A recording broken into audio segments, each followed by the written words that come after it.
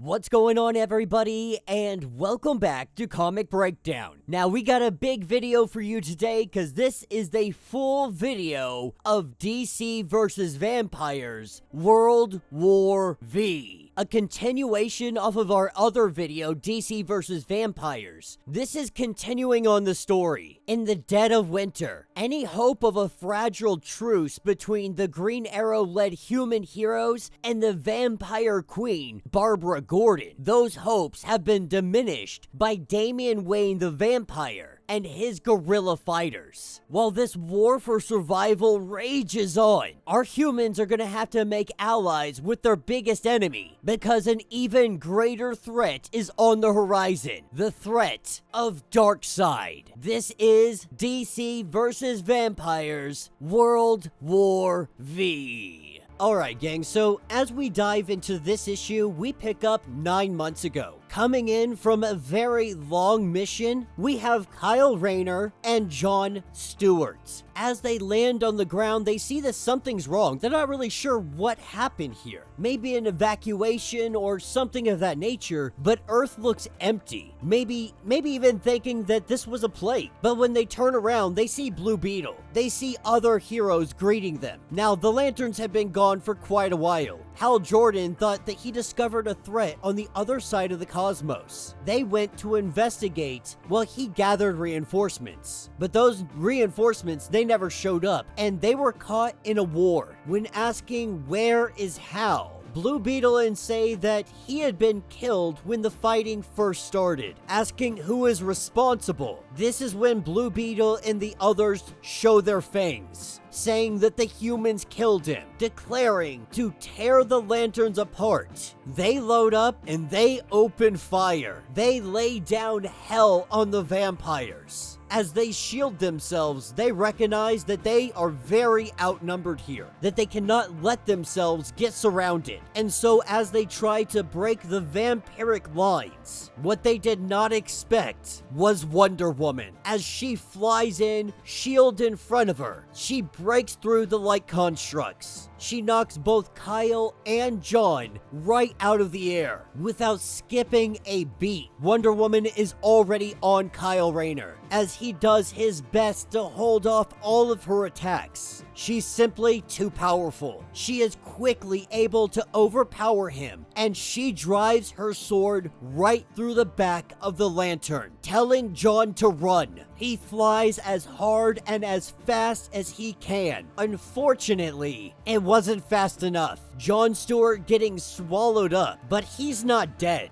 Elastic Man believed that he had just taken him off the board, but it wasn't so simple. This is when John Stewart busts free. Entrails and pieces of Elastic Man going in all directions. He tries to fight his way out of this, but there are simply far too many vampires. We see John Stewart overwhelmed, and the Green Lantern ring leave his body. This is where we are taken to present day. A convoy has currently stopped because a tree has fallen into the road. But what they did not expect was Damian Wayne. Damian had set up an ambush. He waited for the forces of the Queen to arrive, with them being so close to the safety of Gotham, yet they are so far away. Damian and his vampires, they kill all of them. Now, the vampires of the Queen are so surprised that these guys aren't human. Damian points out that this convoy belongs to the Queen. He's not a fan of the Queen. They may all be vampires, but Batwoman, Damian, these are people that don't kneel. The Queen requires them to kneel. This is something that they simply won't do, but they are going to send him back with a message. A message to let Babs know they're coming. And when Damian goes to open up and see what they had saved from whatever the convoy was going to, we see that the back of these trucks, they're hauling people. They're hauling human beings. And the humans thanking Damian for saving them. He lets them know that he didn't save them. Not exactly. Because At the end of the day, Damian and his people are vampires. This is not a battle to save humanity. This is a battle for who reigns supreme, who rules on top. Damian Wayne is challenging the hierarchy. He could care less about the human survival outside of their need to feed. This is what takes us to West Texas. We have Oliver Queen and a handful of other individuals. Kind of what remains of the human resistance. And John Constantine has just brought a vampire into their little hut. This individual is the vampiric guerrilla Grodd. Now, Grodd swears that he is here as a diplomatic envoy, invited by the wizard. He has come in the name of peace. He wants to prevent war. Guerrilla Grodd is bringing a message from the Queen. Queen Gordon, daughter born of blood, mother of all vampires and ruler of the 7 continents. The cursed child, Damian Wayne, and his transgressions. They must stop. They are expecting the humans to give this their full attention. Now, Lois Lane chimes in and says that Damian Wayne is a vampire. That's your guys' problem. The truce isn't based on who Barbara Gordon likes. It's between humans and vampires. Damian is not human. Guerrilla Grodd getting angry, saying that you will deal with him, or they will. That's when Talia al Ghul draws out her blade, letting Grodd know that if you touch my son, I will end you. That there will be nowhere you or your little queen would be able to hide. That this is not a matter of debate. They will not kill Damian Wayne. Grodd urging them to change their minds, to curb the child now, or the next time they meet will not be on friendly terms. With Grodd leaving, everybody begins to discuss what this means, what their really options are. Now, obviously, Talia's not on board. John Constantine's trying to convince everybody that this is a good idea, but Oliver isn't necessarily sold. He doesn't necessarily think that war could be a bad idea. More than that, he's recognizing that Damian Wayne is a threat to them, not to the humans, but to Gordon, that they agreed to this truce because they're scared of humanity. But he also knows John Constantine. If it would make his life just a tiny bit better, he would happily jump into bed with the devil tonight and not worry about anything else. As Ollie steps out, we pick up in New Jersey. We have a man who is running through the city. Right now, he is being hunted down by vampires. When they chase him into an alley, they think they have him cornered, but we see him scale a building like it is absolutely nothing. And when he gets on top of these buildings, he starts moving from one top to another. But eventually, he gets cornered, trying to talk his way out of this, trying to get away from them. This is when they hear the baby cry. But the man then shows his fangs. This man is also a vampire. Talking amongst themselves, they say that it's him, that the legends are true. To kill the man and don't hurt the baby. The queen will reward them for the little freak that he carries around. And as they go in to attack this vampire, to take the baby away, one of them is pierced with a sword or a stake from behind. And we see Batman. With Batman taking out the vampires, only one remaining, holding the man with a baby at knife. With him on the edge, Batman hits him with something. Some kind of arrow, possibly a dart. But it hits the vampire. It makes him fall. His head explodes. And Batman is telling this guy and the baby he just saved that it's not safe to be traveling in these places. That the starving vampires don't respect the treaty. But when Batman turns around, the vampire and the baby are gone. Now, this is where we pick up with Ollie having a conversation. Him looking up at the stars, not being able to think of anything else but Kara, what she did for them. They thought that it was going to be over a year ago. He lost Hal, Barry, Bruce, Clark, Diana, Dick.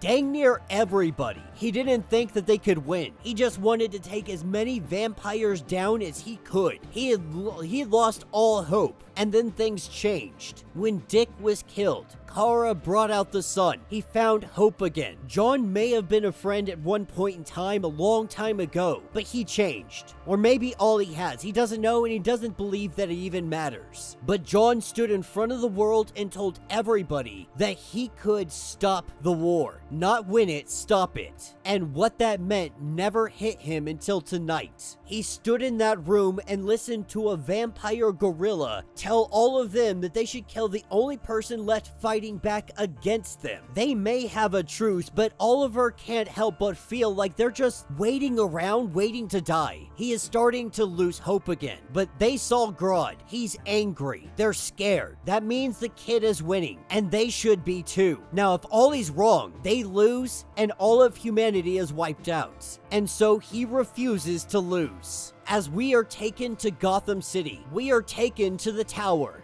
We are taken to Barbara Gordon. After Gorilla Grodd returning, giving her the message, Grodd's not sure if they're actually gonna hunt down Damian, but Barbara wants to handle this delicately. Her fear is that they drive Damian directly to them. He will tell them what he found, that Constantine and the little council of humans, they can't find out about the human cattle that they have been moving. This would violate their treaties. It would be an act of war. And Aquaman, he doesn't really care. Barbara grabbing him by the throat, saying that Arthur constantly challenging her is getting very old, saying that if he continues to do so, she will consider it treason, that she will wipe him away from existence, dismissing them. And once everybody has left, a figure appears behind her. Hush has arrived. Barbara doesn't waste any time, she attacks. Hush tells her that her guards are already gone, but that she misunderstands that he is simply here to bring a message. Gorilla Grodd trying to fight through all the forces. Hush lets her know that Damian Wayne just wanted her to hear something. Sic semper tyrannis. The Latin phrase meaning thus always to tyrants. What Brutus had uttered after assassinating Julius Caesar. The full sentence, thus always I caused the death of tyrants. And as Hush clicks that button, Hush detonates. With his detonation, Barbara Gordon burns to a crisp. The two of them fall from the tower. Ring the bells. The queen is dead.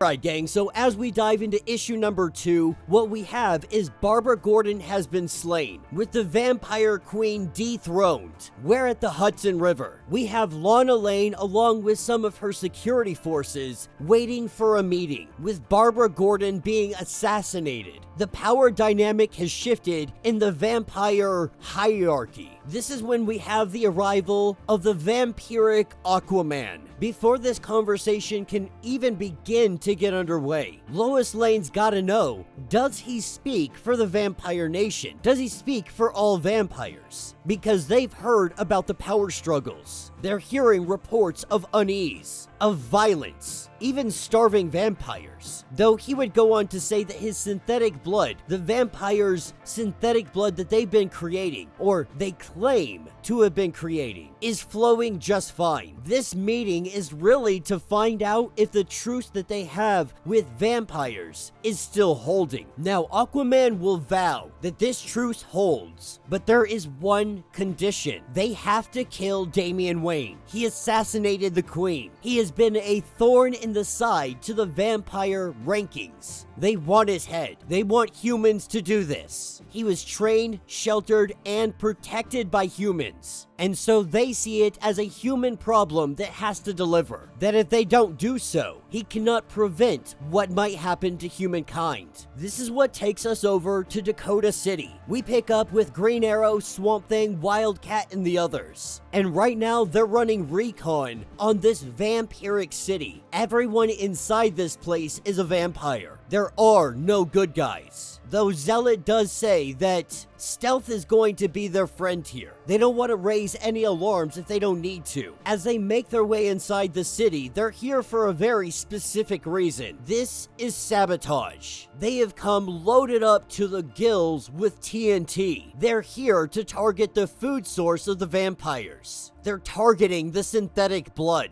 But as Swamp Thing begins to feel this place, he lets the team know that they can't do this, that this building, it is full of life. And so with the team able to break in, they look around, and what they find is a lush garden. None of them have any idea what this is. They have no idea why vampires would be growing so much food that they can't eat. For them, this raises so many questions. Taking us somewhere secret, we pick up with John Constantine. While he sleeps, the Spectre has been whispering to him, asking if he remembers them. Can you remember me? To let us out. But being woken, he runs into Jason Blood. Jason Blood finding himself where he should definitely not be. Now, John's trying to figure out why he's here. Why you're in my room, why you've come here, what's going on. But Jason Blood has come here with a warning. One from a former friend. That some things should stay forgotten. This makes John absolutely go irate. Wondering what did he do to him? Wondering, did Jason Blood muck around in his head yet again? Claiming that Jason did what he had to do, and Jason could stay here and fight. But his other side lets him know that the stubborn nature of John Constantine is one that he knows. Unless our end game here is to kill Constantine, we gotta get out of here. And so with Jason Blood taking off, he leaves John Constantine behind.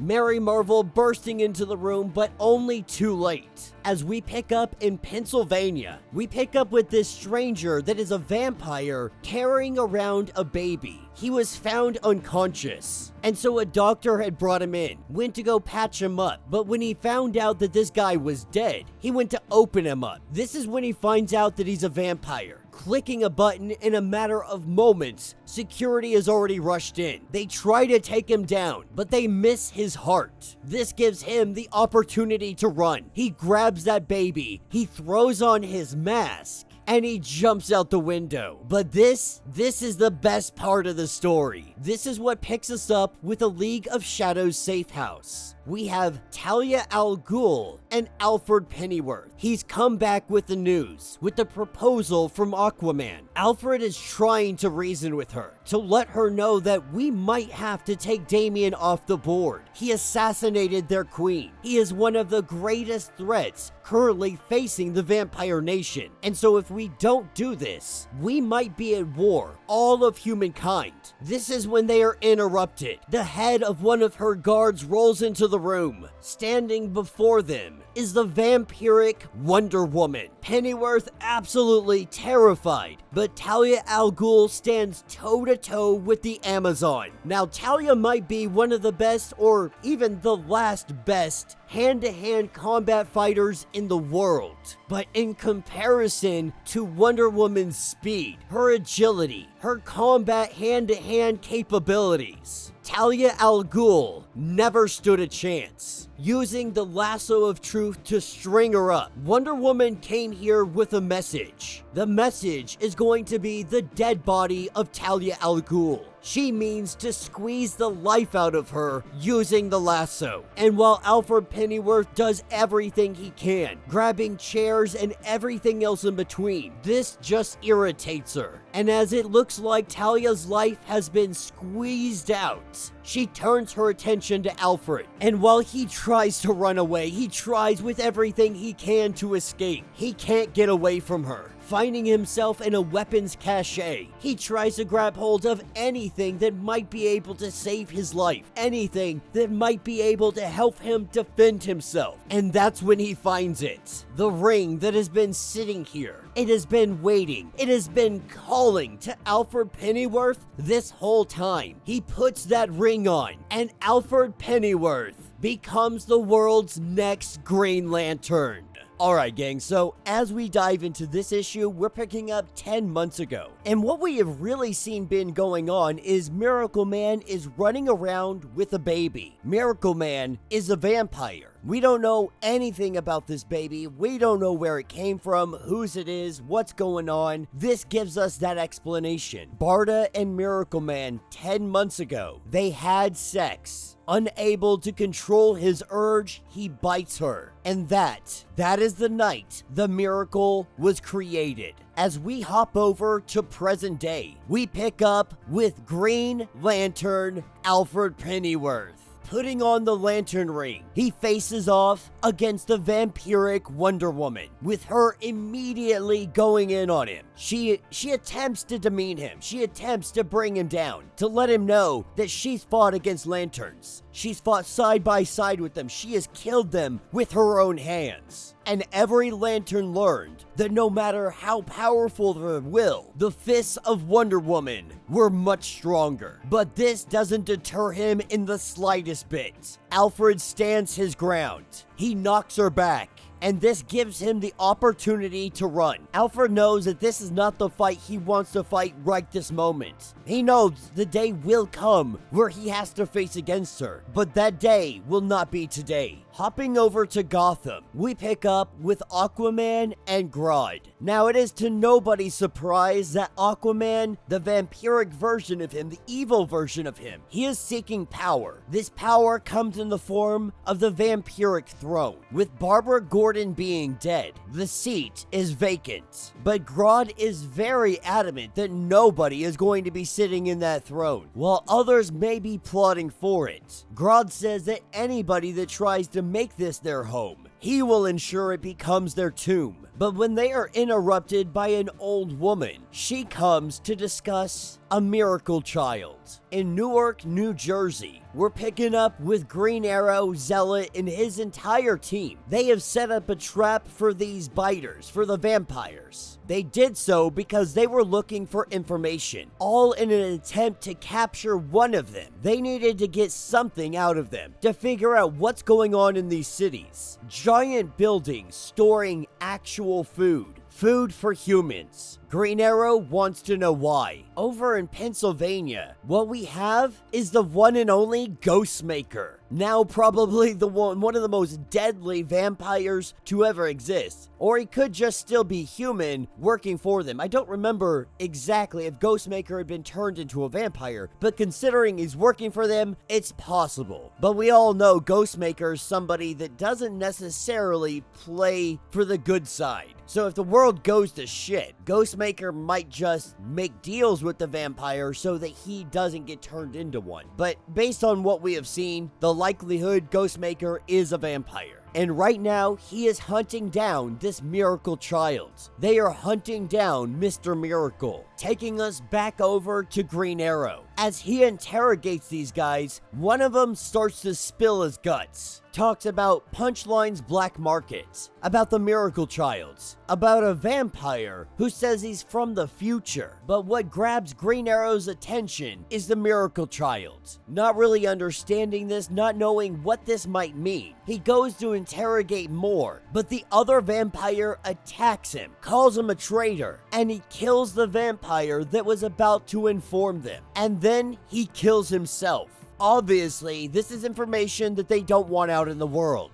Hopping over to the snowy darkness of Virginia, Damian and his army, they wait for a convoy, and as this convoy crosses the bridge, they detonate. They blow this all to hell, opening up one of the trucks. This was a trap, but not set by Damian, because coming out of one of those trucks, we have Raven, we have Cassie, and we have Shazam.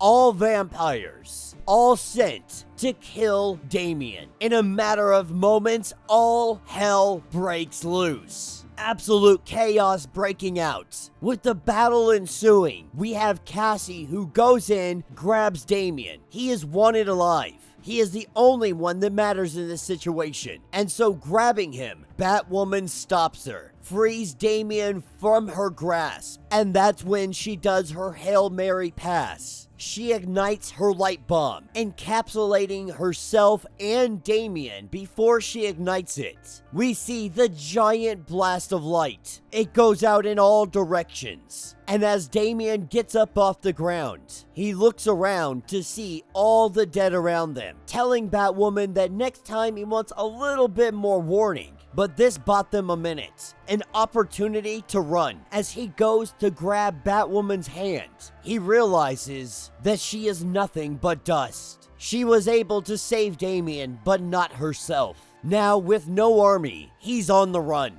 with him being able to make a getaway into the woodline nearby. Shazam, Raven, and Cassie, they're all still alive. They weren't taken out of the fight, and now they search the woods. Dawn is near. It is only a matter of time before the sun comes for them, as he pulls a stake out of his shoulder, thinking that this is the last moment. Why not go out in a blaze of glory? But that's when some black boots come up, telling him not to think about it, telling him that he was trained better than that, tells him that we do not fight when we cannot win. We wait for the advantage. The person, the individual standing before him, it appears to be Batman. Batman that we thought was dead. He tells Damian that you're telegraphing your strikes, that he was trained better than this, that he trained him better than this, that if they want to live much longer, they gotta go somewhere else. Damian asking who you are. He takes off the mask,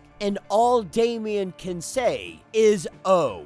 Alright gang, so as we dive into this issue, we're picking up in New Hope, Pennsylvania. We pick up with Mr. Miracle. Now, Mr. Miracle, by his name alone, should signify that he's gonna have some kind of importance here. What we learn is that him and Barda had a child, pregnant at the time of her infection of the vampirism, the father being Mr. Miracle. The baby was born what would seem as unnatural means, but the vampires believe that this baby is a prophecy, that this baby will end the war, that this baby will unite vampires and humans together. But while Mr. Miracle tries to hide away with this baby, this is where he runs into the Dark Knight. But we quickly see that Batman doesn't recognize him. But with him running into Batman, this is probably the best thing could have happened for him. He's trying to get away, trying to hide away from everybody with this baby. But as we hop over to Gotham, we pick up with Grodd. We learn very quickly that real blood is just not as easy to come by. Even those high up in the tower, they are still very much using synthetic blood. The hooded individual that has been trying to give them counsel. We quickly learn that Grodd lost his psychic ability when he became a vampire. He may have a mortal life, but he has lost a lot of his abilities that made Grodd Grodd. This is something that he has kept pretty close to the chest, something that many or nobody would even know about. So Grodd has to wonder, how does she know? As she moves past Grodd, she goes into a room with a bed, medical equipment. All of this setup, and what we find is Barbara Gordon. The vampire queen lives. The hooded individual coming into Barbara and letting her know that the two of them, they can help one another. That she has access to medicines the doctors could never dream of. The only thing that she seeks in return is Mr. Miracle's infant child. And so the trade-off is medicine for Barbara Gordon, and she gets the child. As we pick up at the headquarters of the Human Council, the Spectre is trying to show John Constantine something, telling him that he must remember that their time grows short. If they are allowed to come, all hope will be lost. But then the Spectre believes maybe he's already too late. The Spectre disappearing and a man walking in the room, telling John that he traveled a great distance to find him. This individual John doesn't know, but this guy has also come seeking this infant child,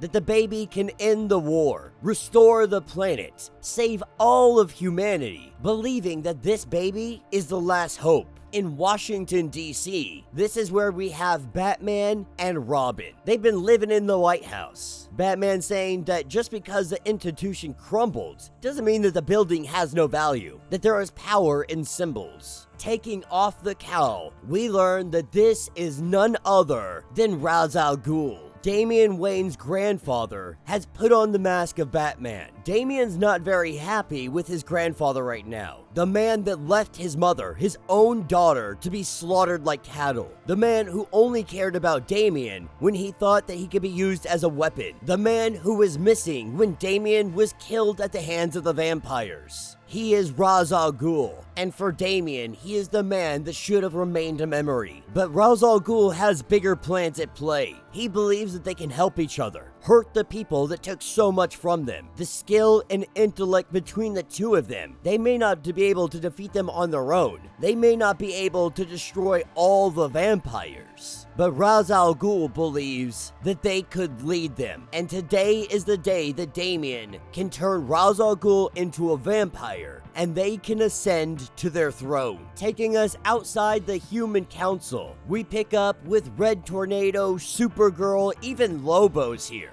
calling all of them here because of the mysterious stranger. After hearing the story about this mysterious child, this vampire child, they believe that whatever it is worth a shot. Having no idea where this child could be, they do have an idea on how they may be able to find it. The plan was that mysterious individual, one of the Wonder Twins, Jonna. This is how they plan to find that child.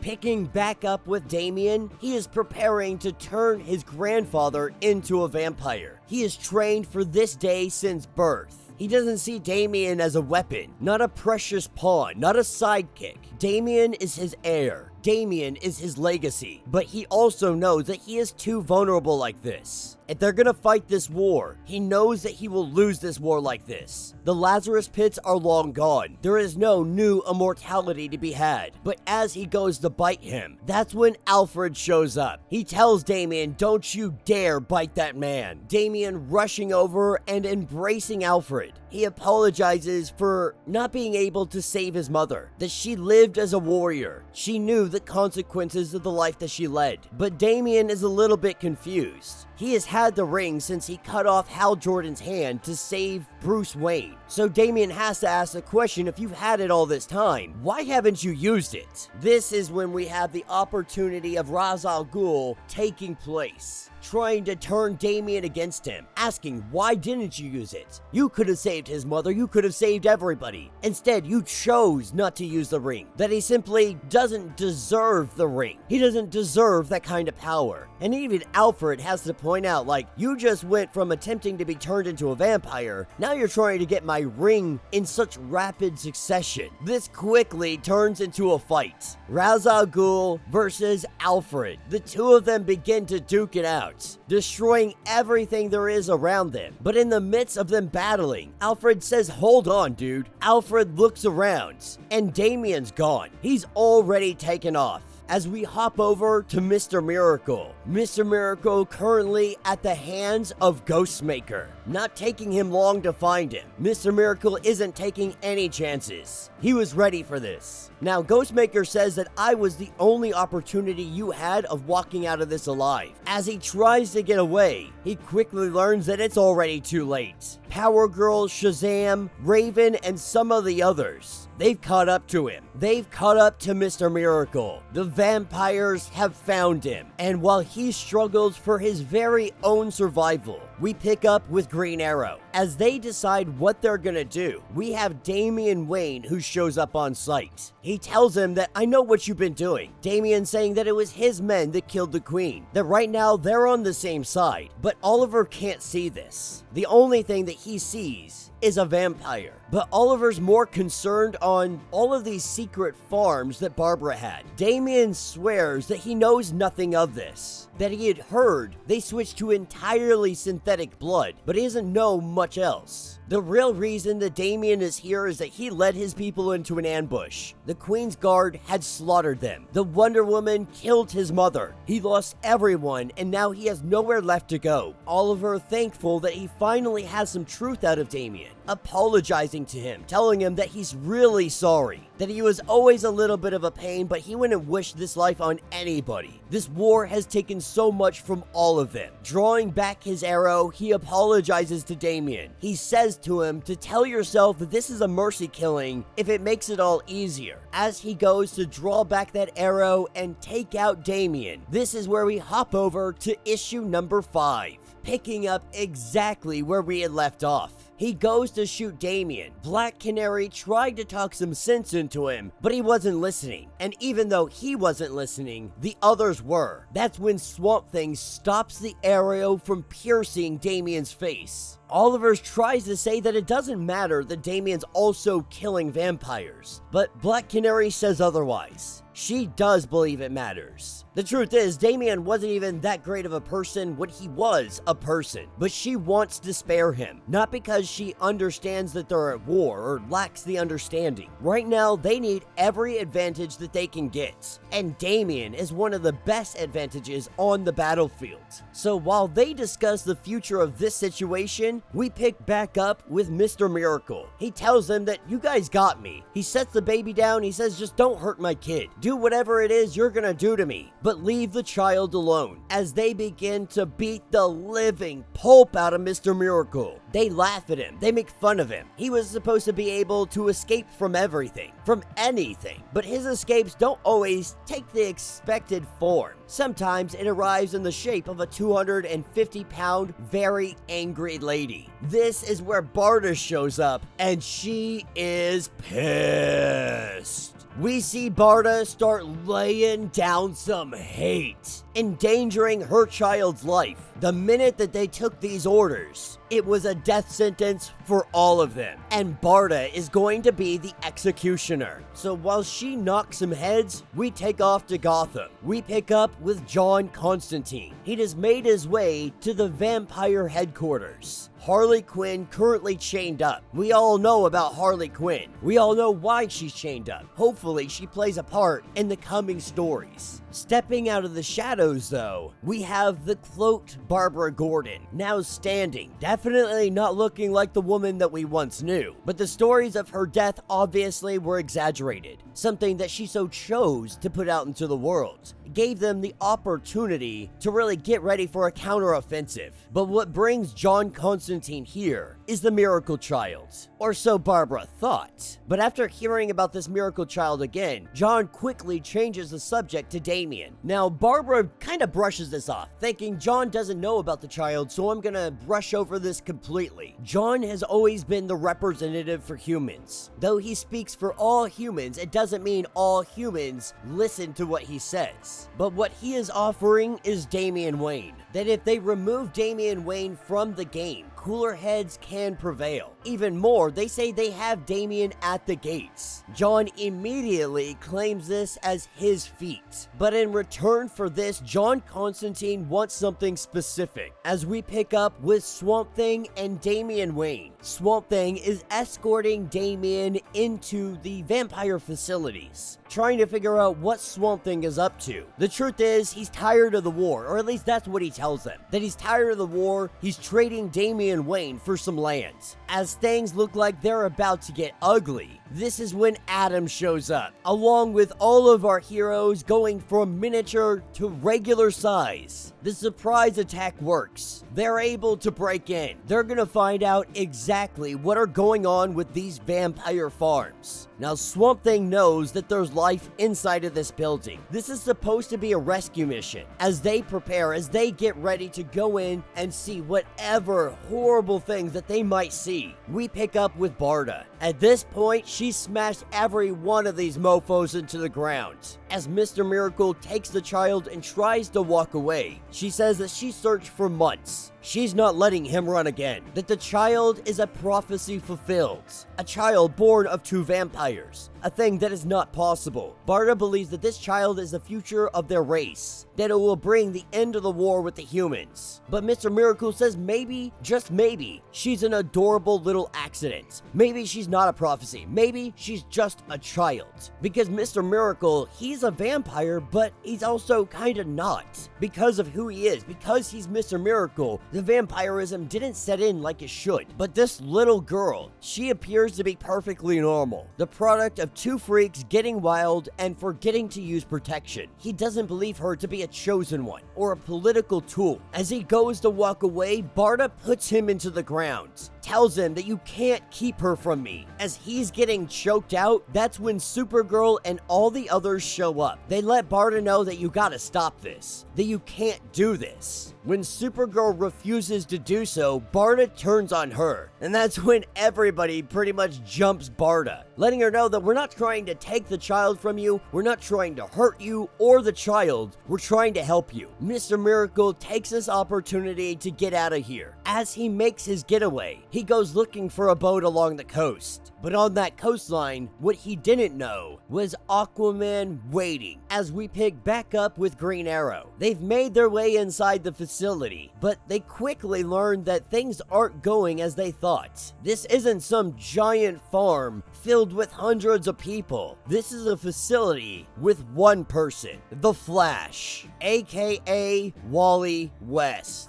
Black Canary wastes absolutely no time breaking him free, getting this mask off of him, trying to figure out what happened to him. They make him generate power. Nightwing said that he was too dangerous, at least alive, but he was too useful to kill, so they took his legs. And as they get ready to take him out of here, Wally says that it's too late for him to just end it, to kill me right here, right now. But Black Canary refuses, saying that they're gonna get him out of here and they're gonna make all of them pay. And she tells Oliver that you were right. They were right about what they need to do. They have to kill all the vampires. As we pick up with Barbara Gordon and John Constantine, they sit here and discuss the deal that they're currently working on. He seeks a favor from the Vampire Kingdom. John Constantine believes that Jason Blood and the little witch boy working for Barbara Gordon did something to his memories. He wants those memories back. But as he prepares to get his memory right, they quickly find out that Damian Wayne has escaped and he is loose in the city. This is not a good look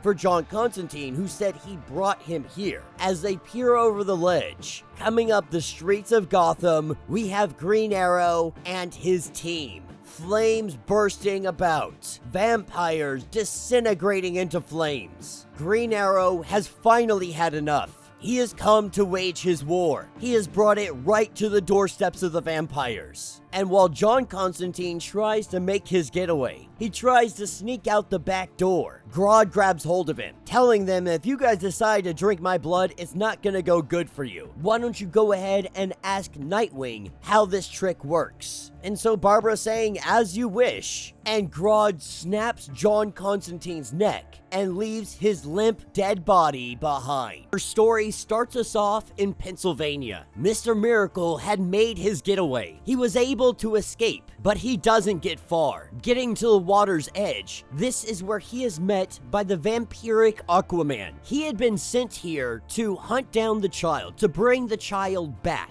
But Aquaman is also seeking the throne. He's seeking power. He wants to be King Vampire. And Mr. Miracle, whatever this baby may or may not be, whatever the prophecy does foretell or doesn't foretell, Aquaman doesn't want to take the chance. And so he intends to kill both of them. But as he does prepare to do so, we have an arrival of the Wonder Twin, Jana arriving. She does what she can to interfere, taking on the form of water. Now this will make her formidable, but it doesn't make her enough to take on the ruler of the seven seas. But as they find themselves almost at an impasse, we have the arrival of Black Manta, arriving on scene and absolutely shattering the Wonder Twin, even in the water form, ripping her apart. With the Wonder Twin defeated, they disappear into the sea with Mr. Miracle and the child. As we hop over to a safe house, we see Wally West, tethered, beaten, worn out, on the verge of death. The poor kid hasn't slept in months. But Oliver has bigger concerns right now. They are on the brink of war. Everyone's talking about preserving the peace that they have, but looking at Wally, Oliver knows that this means war, that there is no path back to peace. That was solidified when Oliver had blown up the factory, with Dino wanting to make peace somehow, some way. Oliver says that's not happening, that the council is going to vote, and he assumes that this vote is going to be for war, as they begin to wonder where John Constantine may be. This is when they have the arrival of the hooded individual, the one that has come kind of hinting at everything that has been going on. No one really knowing who this guy is, but he has come to let them know that John Constantine has died, not by his hand, but he knows that John is dead. Knowing things is what he does. He had made arrangements with John Constantine, an agreement that he's hoping the allies will honor, because he is looking for a child. He informs them that your enemies are also looking for this kid, that it would behoove you to find her first. This is when we have the arrival of Supergirl saying that that child is gone, that Aquaman took that child into the water, drowning the child and Mr. Miracle alive. The Wonder Twin trying to say that she tried to stop it, but Mira was wearing the Black Manta's armor, ripped her apart from the inside. There was nothing she could do but simply watch as that young infant was drowned down into the icy depths. Nothing she could do as she heard the screams of Mr. Miracle. This is when our mysterious man tells us that this is an unfortunate series of events, hoping that this time would not come to pass, because that child is not some miracle child of prophecy, at least not in the sense that you would see it. But he wasn't the only one looking for the kid, that if this child is dead, then all hope is lost. Our cloaked man taking off his hood and revealing himself to be Metron, and what you have to fear is already on the way. Taking us some time later, our armies march to war. What remains of the human resistance stands toe-to-toe, shoulder-to-shoulder, ready to fight against any vampiric monster that may come upon their way. And as they gaze, not far on the horizon, they see their enemy. They see the fallen heroes flying above, the vampiric monster once known as Shazam. As the world lays silent, the precipice of battle, we have the arrival of Supergirl, with Barbara Gordon leading the army of vampires. Supergirl flies to them, tries to reason with them, tries to let them know that it doesn't have to end like this, that the war doesn't have to happen at all. Of course, Batgirl wanting her to grovel. Supergirl will do no such thing, with Supergirl only giving a warning that anybody crossing the line, they will face Supergirl before anybody, the one to step forward and face her, Wonder Woman. As these two titans clash, this is when all hell breaks loose. Negotiations have come to a close. Grodd and Oliver Queen shouting out their war cries. The war has begun. As humans are decapitated, vampires bursting into flame. This is an all-out bloodbath. It almost seems like it's overwhelming, almost as if it's too much. The humans, they don't seem to be enough. This looks like a war that they just may lose. And while Barbara Gordon sits on the hilltop and observes the battle from above, a giant cracking boom comes in, and standing before her is none other than the ruler of Apocalypse. Darkseid himself has arrived, telling Barbara Gordon that you spoke to my emissary, Granny Goodness. He assumes that they've made arrangements to bring his grandchild to him. And while Barbara pleads that they're in the middle of a battle, they don't have time to worry about some child, Darkseid lets her know that your skirmishes, your feeble little fights, they mean nothing to me. All he cares about is his grandchild. This is when Aquaman steps forward and tells Darkseid, it's time for you to take a hike. That if you ever think about coming back, you should know the girl, the father, they both died by his hands. This is when Darkseid tells him that that's rather unfortunate, scoops up Aquaman and squishes him right in his freaking fist.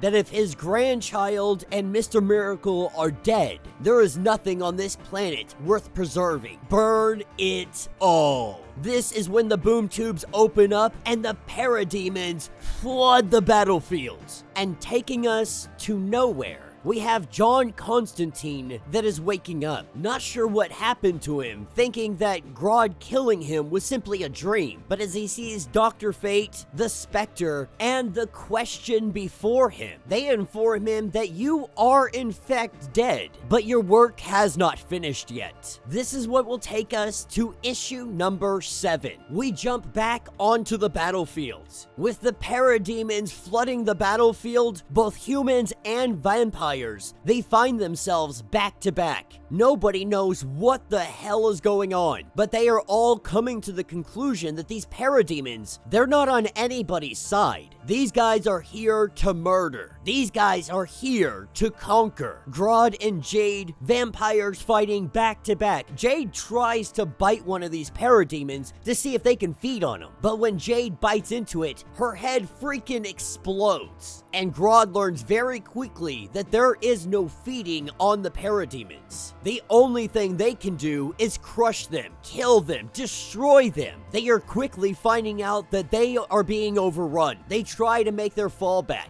The humans are already making their descent. And in all the chaos of the battlefield, Barbara Gordon finds herself alone. She finds herself alone and standing before Darkseid, telling her that he finds her running cowardice. But Barbara says all she was really doing is stalling. This is when we have the arrival of Wonder Woman, flying in and knocking Darkseid right in his face. Taking us over to the shelter, remaining humans are trying to escape. Everyone loaded up on buses and they're hightailing it out of here, with Zealot and Moth doing everything they can to hold off the parademon forces so that everyone can get out of here. Things look like they're gonna go sideways, that it might be too late for all of them, until we have the arrival of Supergirl and Mary Marvel. They come in and they start taking out parademons. This gives the humans just enough time to be able to get out of here, holding off the line long enough for the humans to make their escape. And as Wonder Woman fights against the ruler of Apocalypse, she gets in some heavy blows, but it would never be enough to take down Darkseid. He smashes her into the ground. He pummels her, he grabs her by the hair, he holds her in his hand. She tried using the lasso on him and he simply broke free of it, shattering it, and telling Granny Goodness that he wants this one alive to witness the death of Queen Gordon. As we pick up at the Secret Sanctuary, the last stronghold of humanity, everyone's trying to figure out what the hell is going on. This is when Metron begins to fill them in. He tells them that he is a traveler from the Fourth World, a collector of knowledge, an observer. He had witnessed the Green Lanterns from their universe arrive in his own. They chose to fight in a war that had been raging for centuries, one that they had no side in. In doing so, they gained the attention of the forces of Apocalypse, made their presence known to Darkseid. He warns them that Darkseid is suffering personified, cruelty made flesh, death incarnate. This planet's fate had been sealed the moment he learned of its existence. That timeline was accelerated when the scouts sent to learn of the refugee who hides amongst them, Mr. Miracle, the adopted son of Darkseid. Spawning a child of his own, Darkseid came for his family, and he apologizes to them if he gave them the wrong impression, but he tells them that there is no winning this. There is no defeating Darkseid.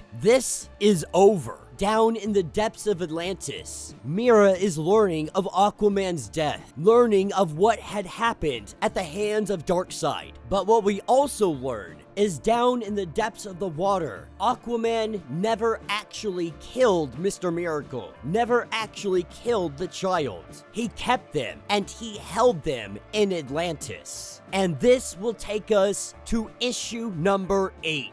Alright guys, so this issue is going to pick us up in Santa Fe, New Mexico. We pick up with Miss Martian, currently in the midst of battle side by side with the human resistance, transforming into her father's form. Miss Martian fights, and though she fights as hard as she can, she seems to be overrun. The parademons, simply too much, too many of them, unable to find a way out of this. telling Hotspot to do it. That there is no way out of this, that they will not be tormented, not changed, not put into a vampire, nothing. Will not kneel to any god. So tells Hotspot to do it. And with that, the entire building explodes. The parademons and Mish Martian along with it. This is what picks us up in the House of Mystery. Spectre, Fate, Constantine, the lot of them sitting here having a discussion. Now obviously, there is no way for them to interfere. The House of Mystery exists only in so much as it is maintained in the minds of those who believe it. Somehow, they have been burned from the memories of all who know of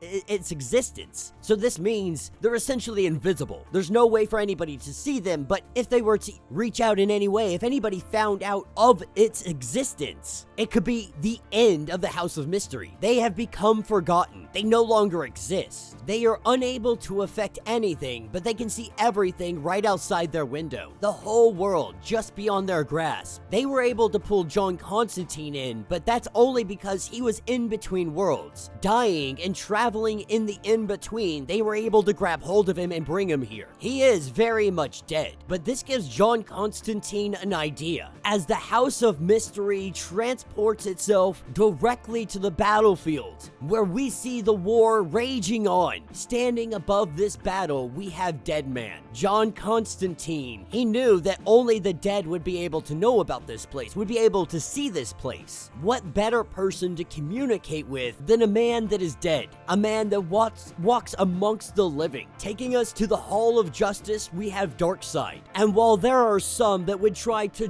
join Darkseid's ranks, such as Cheetah, he cannot tolerate the existence of vampires. They are dead but not. They are a mockery to the very idea of anti-life. And so their very existence is something that he detests. Every breath he takes, he cannot stand being on this planet. But he was just given some information. If the Aquaman did bring his son's body to Atlantis, he wants this secret place found. An underwater civilization. Unsure how they might invade this place. Wonder Woman laughs because the only person that knew where the dead family may be had already been ripped in half by the hands of Darkseid. As Wonder Woman is set ablaze, laughing as she burns, Darkseid plans his invasion of Atlantis. Meanwhile, in Baltimore, Maryland, we take place in a broken down church, and we have Batman, which we learned is Ra's al Ghul. These innocents having nowhere else to run, they came here. They came to Batman for help, for a safe haven, as the parademons come flooding in through all the windows. Batman uses everything in his arsenal to protect these people. Almost seeming like he might be overwhelmed himself, we have the arrival of Alfred Pennyworth, Green Lantern. Alfred is really here to convince Ra's al Ghul that you need to stop sitting on the fence, sitting on the sidelines, waiting for everything to pass over, especially if you're gonna wear that suit. If you truly believe that there's no heroes left in the world, then take that suit off. Don't be an imposter, because what that suit represents is hope, justice, vengeance. But as the two of them squabble, a young infant nearby begins to speaks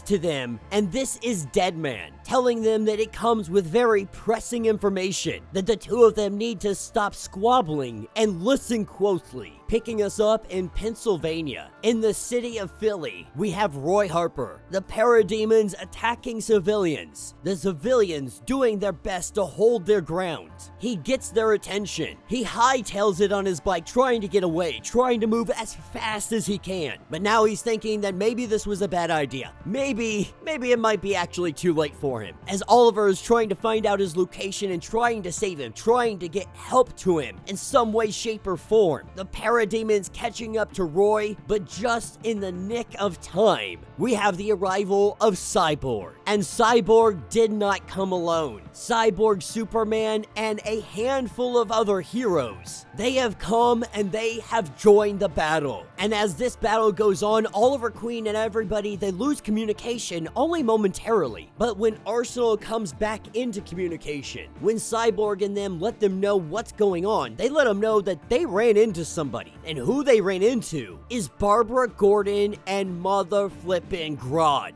Alright gang, so we're picking up at the secret sanctuary. We're picking up with the heroes and the new gods. When asked, how do we kill Darkseid? The new gods say they don't believe that there is a way you can kill him. Highfather saying that he's been at this for centuries, approaching a millennia. If he is mortal, they have seen no evidence of this. This is when Orion chimes in and says that there might be something. It's an old prophecy, and it all surrounds Mr. Miracle. He was unusual, raised by Darkseid on Apocalypse. It was cruel and a brutal upbringing, but it brought him closer to Darkseid than anyone else could have ever hoped to be. And from their relationship, it is said that his surrogate father shared a gift, whether it be intentional or not, a topic that has been argued for years. It is said that Mr. Miracle is the only one with the power to kill Darkseid. The power to stop evil incarnate is in his blood and his blood alone. Unfortunately, Mr. Miracle is dead. And so, when asking the gods, what do we do? Highfather says to pray to whatever god you prefer. They're gonna go out there and help whatever is left of humanity. What Green Arrow and the rest of them choose to do with their final days, that's completely up to them. This is where we pick up in Gotham. Ra's al Ghul is Batman and Green Lantern Alfred Pennyworth. They see Gotham on fire, finally back home, and of course Deadman as a baby strapped to his chest. We don't really know the full extent of what their mission is, but we know that it has something to do with John Constantine, has to do with the Stranger, has to do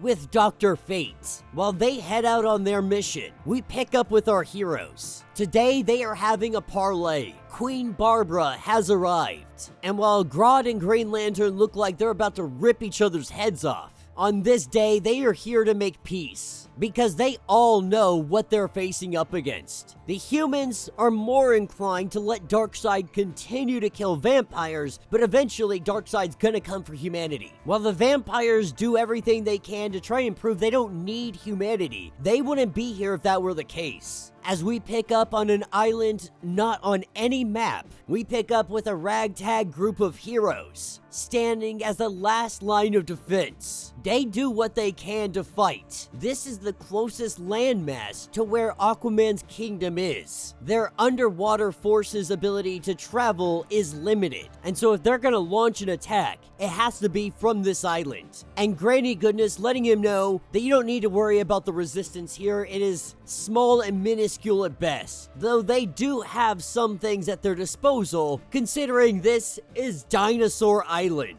This is where we see the T-Rexes and all the carnivores come charging out and attacking all of Darkseid's forces. And when Frankenstein charges in on Darkseid, Darkseid grabs hold of him, saying that this Earth presents him with new abominations every single day, but this one he finds most curious. This is when Highfather arrives, and telling the new gods that if you came all this way to save them, to save these people, you're already too late. Taking us back over to our heroes and Queen Barbara. They're discussing what their options are, and what we learn is that the vampires knew about Darkseid. They knew about it because of Hal Jordan. He knew his arrival was inevitable. He sent out his fellow Lanterns to investigate. Meanwhile, Nightwing before her worked to get all the aliens off planet as quickly as possible. That way Darkseid's gaze didn't come down on them. Secretly, they set out to build a weapon that could have battled the forces of Apocalypse. She says all of it would have worked had you humans not destroyed it. Some would argue that they didn't destroy it, but Green Arrow does say that he blew up a lot of their stuff. It's very possible that he could have blew up a secret weapon and just not known that it was a secret weapon. But then they go in talking about how her people hadn't killed Mr. Miracle, Darkseid wouldn't even be this angry. This is when Gorilla Grodd chimes in, and he says that he highly doubts that Aquaman even killed Mr. Miracle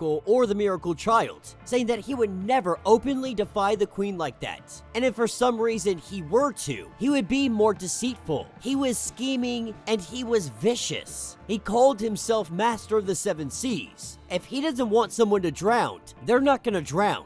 Grodd's assuming that he might be locked down there in the kingdom still. So Cyborg and his team, they don't waste any time. They head down into the depths. But as they head down here, the Atlanteans are already attacking them. And while others don't really understand why Queen Barbara just doesn't tell Aquaman to release it, to release Mr. Miracle and everything else, Aquaman was barely loyal to the throne. Now that he is dead, the Atlanteans are only loyal to Mira. Back on the surface, we have the gods fighting against Darkseid and his forces. But while this battle rages on, we see a retreat of Darkseid's forces. This is a parlay. Darkseid is calling Highfather here. Darkseid only wants to speak. I will point out he is still holding Frankenstein in his hand, almost like it's a toy that he found and he just doesn't want to let it go. But he asks Highfather, do you know what you are fighting for? All these years, centuries that they have fought, you have thought me a monster, some perversion of the natural order, some vile spreading through the universe like a disease. And so you have traveled across the stars to make your bed with whomever would seek to stop the spread of this disease. But you never once considered that you might one day align yourself with something far worse than me. That maybe, just maybe this once, the cure is worse than the disease. Showing Highfather Wonder Woman. Darkseid's argument to Highfather is that the thing you are trying to save on this planet would be the very thing that would try to destroy you, would try to take over every single planet that they visit. Is this fight worth it to you? Now, down underneath the waves, under the sea, Darkseid's forces have breached Atlantis. But as they come in, Cyborg and his team, they turn. They start fighting. But they very quickly learn that Mr. Miracle, he isn't dead. Cyborg, thankful, finally, we gotta win. Where is he? Can you find him? And they know where he is. Mr. Miracle just stole their ship, holding his baby in arms. He is headed back up to the surface. He is headed for Darkseid. We pick up on what was once Coast City. We have Ghostmaker. We have Raven. They're showing up to stop Mr. Miracle, making his way back to the surface. Mr. Miracle is the most wanted man on this planet. Now, he's doing everything he can to try and walk away to get out of this situation. But when he goes to turn around, he runs into Steel. This is the point where he's starting to catch on that the vampires and humans are working together. He would argue that this seems bad for some kind of reason, but he's not gonna question it. This is what hops us over to Gotham City. Down in the depths of Arkham Asylum, we have Green Lantern Alfred Pennyworth and Ra's al Ghul Batman. They cut their way through any vampire that would stand in their way, carrying the baby dead man. He is their guide. He is guiding them all the way down to the darkness of Arkham. And down here in the depths, we find Black Alice. She is their secret weapon. She is the hopes of saving everybody. They want her to use her powers. The only problem is, she doesn't have any. Taking us over to our secret sanctuary. Mr. Miracle is now learning that Darkseid is on Earth. And he knows where this conversation's gonna go. He knows that Darkseid is a monster, but he refuses to kill him. Orion tells him that there's another way, that you don't need to kill him, that if we can get you close to him, you might be able to persuade him, you might be able to talk to him, that we all have the fear of facing Darkseid. They're telling him that he's gonna grant us a meeting. This is our chance to talk. By all appearances, he wants his son back. That if you don't go to him, if you don't return to Apocalypse with him, you have fated this entire planet to death. With Mr. Miracle hearing enough, thinking to himself that I don't want to deal with this. You guys are literally putting everybody's lives into my hands, but nobody is asking about me. You guys care so much about saving your own skin, but no consideration for me or my daughter. As he storms off into the other room, this is where he runs into Green Arrow. And Green Arrow giving him his 2 cents, saying that we both know you're gonna go. That's the kind of guy you are. You can definitely play this differently. You got a kid now. You want to see her grow up. These are the things you need to think about. And your dad is a bad man, or whatever he is. They say that only his children can kill him. Maybe it works, maybe it doesn't. But if he had the chance to kill the worst thing in the universe, Green Arrow Arrow would take it. Mr. Miracle going on to say that maybe I'm just not like you. Green Arrow saying, yeah, that could be the case, and maybe everybody on Earth is gonna die because of that. Taking us over to the Bronx, we pick up with young Damian Wayne, Ra's al Ghul. He has come seeking the aid of Robin. That is because Deadman has set a plan into motion.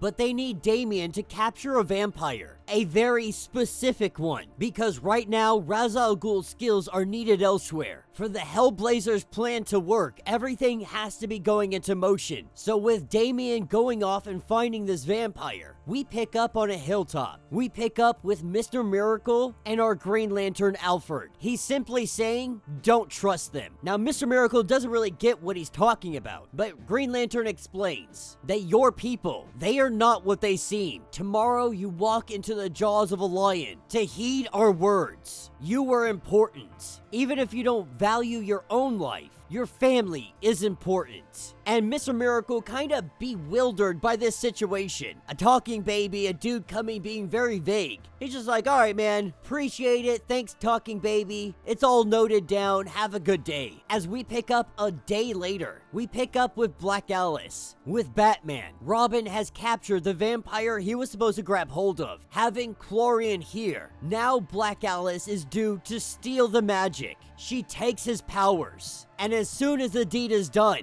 Robin does not hesitate to put a dagger into that vampire's chest. This is what takes us to our meeting with Darkseid. Many of our heroes would refuse to bow, but even Supergirl's like, listen, like I get we don't want to take a knee, but in this situation it might be better if it means Darkseid leaves. And with them is Mr. Miracle. While this conversation gets underway, our heroes get a warning. He warns that the new gods were here on the island. The new gods turned on everybody on the island.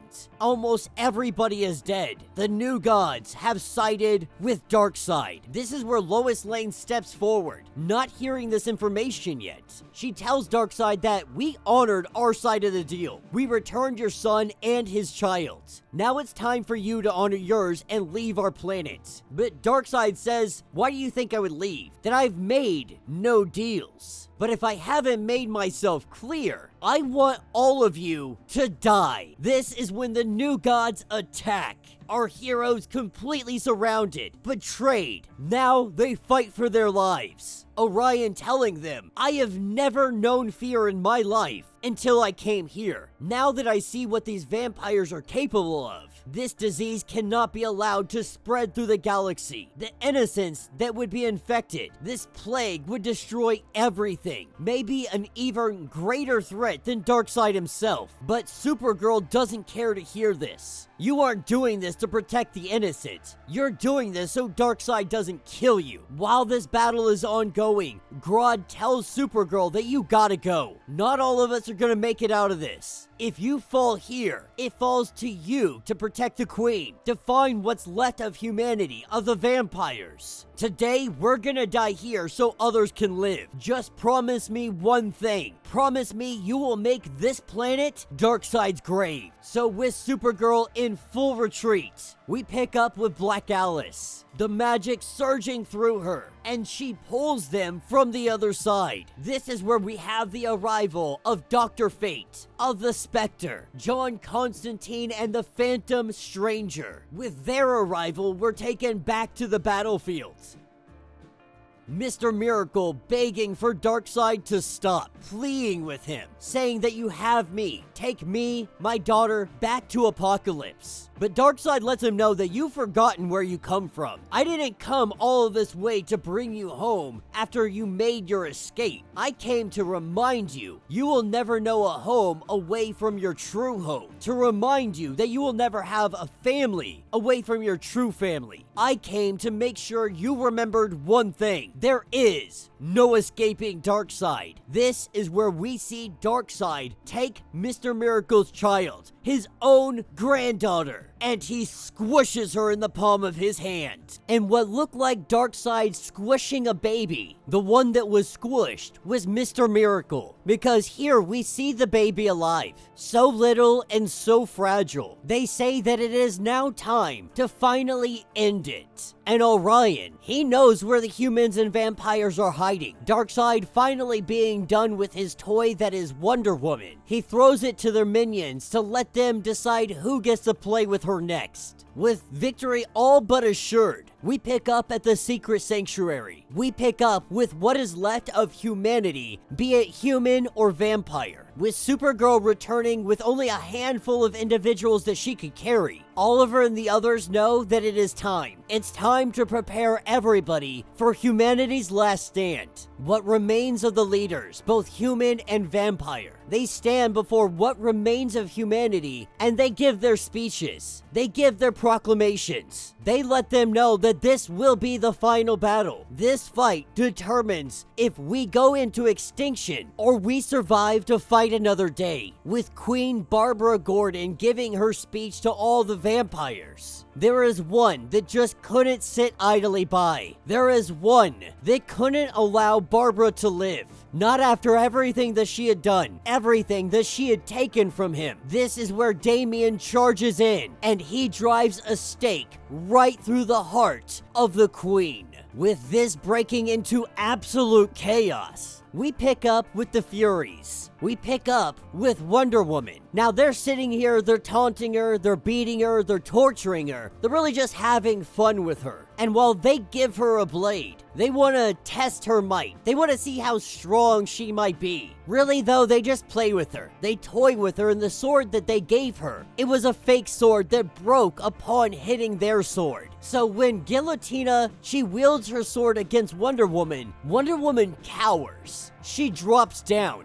but only as a ruse. Because when Guillotina turns her back, Wonder Woman just wanted to make sure that the sword Guillotina was wielding was real. Finding this out, Wonder Woman takes that sword and straight beheads her. And then she turns to the rest of the Furies. Back at the secret sanctuary, it is all-out war. Humans versus vampires. Even in their most dire moment, they can't help but fight. So when the ceiling explodes, when the new gods arrive, even they recognize that this species, humanity, even in their most dire moments, they can't stop fighting amongst one another, even to fight off their own extinction. And so with the arrival of the new gods, they all flee. An evacuation plan in order. The vehicles everybody loads up into. They leave any belongings, and they literally just run as people are dying left and right.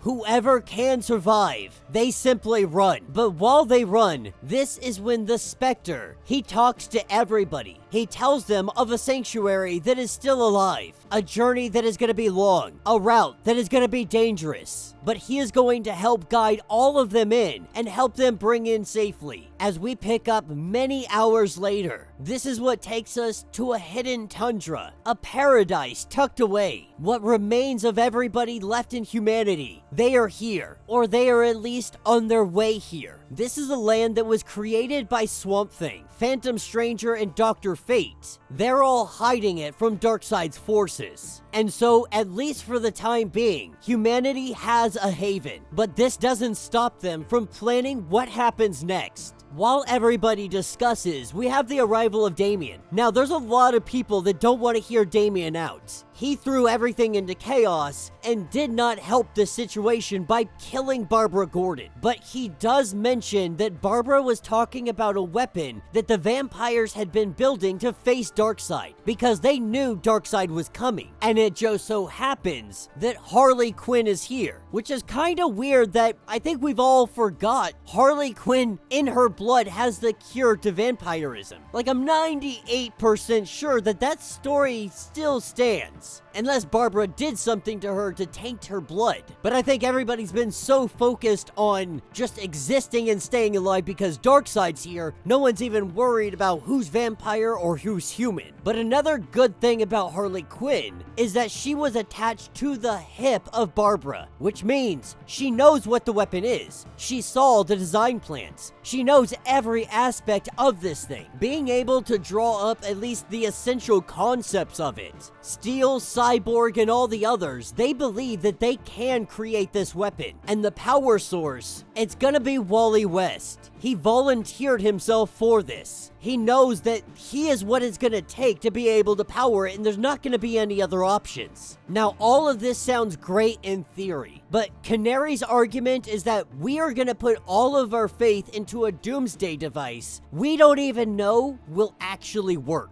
But that's the thing, they do know it will work.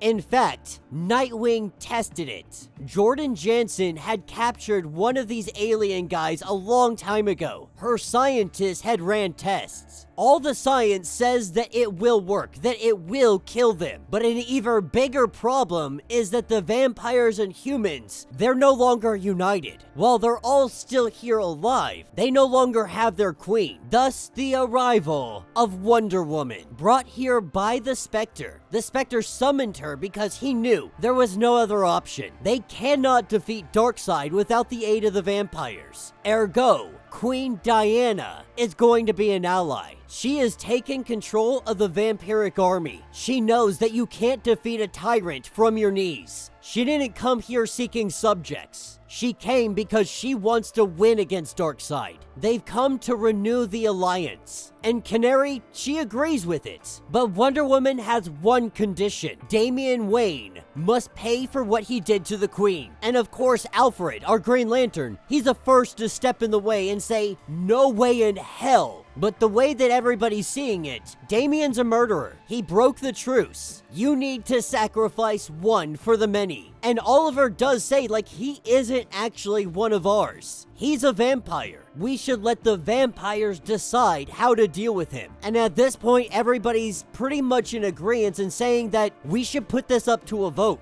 But Diana's not waiting for democracy. She says that you either do this now or there is no deal. This is when Alfred says that he will do it. He raised Damian, considered him to be like his own son, that it should be him who decides his punishment, who should be the one to punish him, that I should be that monster, not a group of people that I call friends. Who else left but me? And in the most saddest dialogue, Damian saying, you know, what's the plan here? What's the play, Alfred? What are we gonna do? And Alfred, he can't even look at him in the eyes. He apologizes to him. Damian says that she's tricking all of you, that it's all a ruse, that they're eventually gonna turn on you nonetheless. And Alfred, he apologizes. He tells Damian that he's sorry he couldn't save him, that I lost all of you, and I swore that I wouldn't lose you, but now there's no other way, that he would have given everything for things to have just turned out differently. He needed Damian to know this before the Green Lantern kills his son, with Barbara Gordon being satisfied. The end now begins. This is the last battle for all of humanity. Vampires and humans alike gathering to fight against the forces of Omega, of Darkseid. Darkseid and the new gods, they're coming for what remains of humanity. And right now, what remains of humanity is at Swamp Thing's Haven. This is like the last stronghold for all humans, but also vampires alike. And we have Cyborg, he's working on some kind of weapon. We don't really know what he's working on, but it's supposed to be something that's gonna help them in the fight to come. They know their days are limited. Hell, at this point, it might be just a matter of hours before Darkseid and his forces show up. With the first wave of parademons coming in, we're taken to nowhere. We pick up with our vampiric Robin. Now, we all thought that Damian died. We thought that he got staked and that was the end of him. And Constantine, he tells him, like, you are dead. This is heaven, and heaven is just the four of us. But Dr. Fate's like, this isn't actually heaven. You're in the House of Mystery. Just like they had done with Miracle and Barda's daughter. They did the old switcheroo. They switched out Damian and the baby. We all know Darkseid is said to be unkillable, all except by a member of his own family. This is where his granddaughter comes into play. Taking us down to the battlefield, we have the last fight of survival, our last push to fight the dying of the light. From our vampiric Wonder Woman to Poison Ivy, we have a little bit of everybody here on the battlefield, and they're giving them hell. They're throwing everything that they have at them. This is all in an effort to get their machine up and running, what Cyborg has been working on, as they roll out their makeshift Gundam. The power source is the Flash, using his arms to give this thing life. We see that Wonder Woman throws one of her vampires into the machine, and it seems to feed it, to give it more power. And this machine spews out some kind of gas. This gas appears to be killing all the parademons. While the tides may be looking like they're turning in the favor of our heroes, we pick up at the House of Mystery. And what's happening is Damian's really training up this kid. In the House of Mystery, they can kind of control time. So they can move it forward, backwards, slow it down, speed it up, whatever they need to do. And Damian was trained by arguably the best there ever was. Which means Damian, he can spend the next 18 years here in the House of Mystery training this kid up, getting her prepared, turning her into a weapon. They prepare her for the day that she faces Darkseid. And at the battlefield, we see that their machine isn't working as they had thought. What this gas is supposed to do is reconstruct the vampire's DNA into infectious aerosol particles. This is supposed to overwhelm their alien physiology. And though technically it is working, they're not dying. Swamp Thing says that in its new form, it's really susceptible to the elements, with Swamp Thing once upon a time being a botanist, a molecular botanist. He has all the knowledge of Alec, which means he knows exactly what to do to ensure that this virus gets out, that it spreads, and it kills all the aliens. This is where we see Swamp Thing, he kind of takes over Mammoth. Mammoth sacrificing himself to the cause. And they throw Mammoth, now Mammoth and Swamp Thing together into the machine. This allows the cloud to be spread. Swamp Thing is what was needed. He was the carrier that allowed this virus to get into the lungs of all the aliens and kill them. This is where our heroes press the attack. They throw everything that they have at it. And Darkseid is pissed. As he makes his way to the battlefield, this is where we see him apparently just squish Mary Marvel. Stepping right on her, all of our heroes turn their attention directly at Darkseid. Using Omega Beams, using his fists, ripping people apart. It's an absolute bloodbath.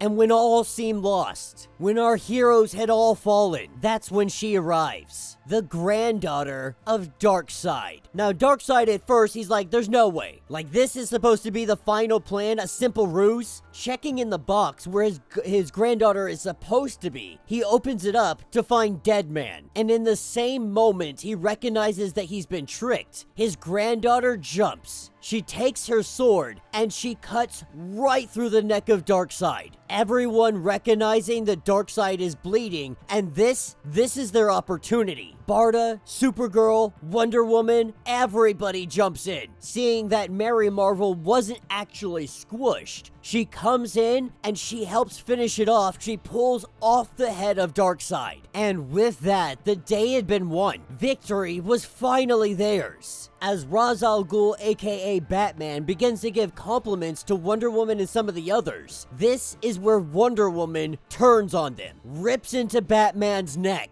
and then she commands all of her vampires to slaughter everybody. And Supergirl, she's confused. Like, we were supposed to be allies. The war, but Wonder Woman tells her. She says that the war is over. Now, our war can resume. All of our forces assembled right here. Humanity can finally be defeated once and for all. This is where we see Supergirl. She grabs Alfred, aka Green Lantern, and they take off. They flee the battlefields. Getting a significant distance away, Alfred's like, what the hell are we doing? We need to go back and we need to fight. But Supergirl, she's like, no, we're ending this right here, right now. Now that I have a Green Lantern at my disposal, I need to know, how strong are your energy projections? How big can you make them? Because what I need you to do, I need you to make chains, and big ones. Anchor them into the earth as deep as they can go. As she takes the other end of them, Alfred puts them into the ground. She tells him, don't let them break. She grabs those chains, she flies into the sky, and with them anchored into the earth, she moves the earth. She moves the entire planet, and she forces the sunrise. Wonder Woman and her forces, they look at the sun. They recognize that their time has come to an end. Wonder Woman telling Oliver that the one thing she missed was the sunrise. And Wonder Woman has to ask, that we're both warriors. Did you ever think about what would you do if this war ever ended? And Oliver knows that this war itself, it never really ends. He'll carry every person that they lost, even Diana. This is where we see Ollie drive an arrow into her chest. And with the rising of the sun, what remains of our heroes, they stand, really in disbelief that this is finally over. But they know that a few vampires, they're gonna survive. They're gonna be out there. When asked what we do next, Oliver says that we get to work. And that is where this issue will end. So let me know what you guys think down in the comments. Now, there is a little bit more to this story. There's a little tidbit. It's the haunted tank story. It really doesn't have any huge significance to what's going on. Moreover, it's really just showing that after vampires fall, there's still pockets of vampire that they're out there hunting. Which means that the door is open if they ever decide that they want to come back to DC versus Vampires, which I would argue, don't do it. And if you're gonna do it, make it a completely new, different story, because this one's been told. It's been drawn out, you've told it in its full entirety over what, the last 5 years you guys have been following this story with me? So I think this one's been told. Now, I'm not opposed to going back and telling some in-between stories. Definitely down for that. But again, like, we waited so long for this series to come to an end. Like, if you guys aren't gonna put the effort into ensuring that we can get at least monthly or bi-monthly, don't even do it. You know what I mean? Like, we waited so long, and they did this with Dark Knights. Dark Knights of Steel. And when you wait so long to release a comic, it really takes away from the impact of what that comic can do if you told the story more consistently. All in all, though, it wasn't bad. It was very enjoyable seeing everything unfold, seeing Darkseid arrive, you know, even having the granddaughter of Darkseid come in and just decapitate Darkseid. Absolutely brutal. I've always said that DC Comics, they know how to do Elseworld stories, and I think DC versus Vampires is one of the biggest testaments to that opinion of mine. But let me know what you guys think. Let me know your thoughts, let me know your theories. If you want to get caught up on everything that happened with DC versus Vampires, check out the link in my description as well as the top of this video. It's going to get you caught up on everything that has been going on with this series. If you would like to support the channel, you can always do so by joining the channel membership. This is a lot like Patreon, having a bunch of different tiers really does help out the channel tremendously. But if you're not able to do that, please do me the favor of subscribing to the channel, liking this video, hitting that notification bell, making sure you're hitting that new hype button. And with that being said, until the next breakdown.